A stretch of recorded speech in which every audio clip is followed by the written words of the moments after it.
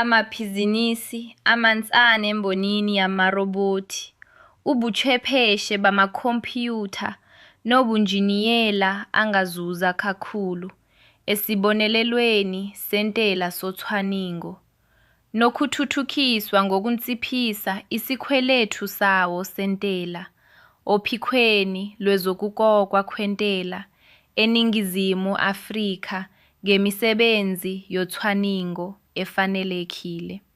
Emabhizinisini asakala, lesi sibonelelo saseNingizimu Afrika sibaluleke kakhulu, sibavumela ukuba basebenzise ukuncishiswa okungamaphesenti ayulu-90 ezindleko zocwaningo, nokuthuthukiswa esikhundleni sokukhokha famukusiza ekukhululeni imoba lekhona futhi kudambise izindleko eziphakeme zokukhokhela onjiniyela nabobuespenzi bezobuchwepheshe, kuvumele ukuqhubeka kukhamba inswezinza nokukhula ngisho nentuthuko.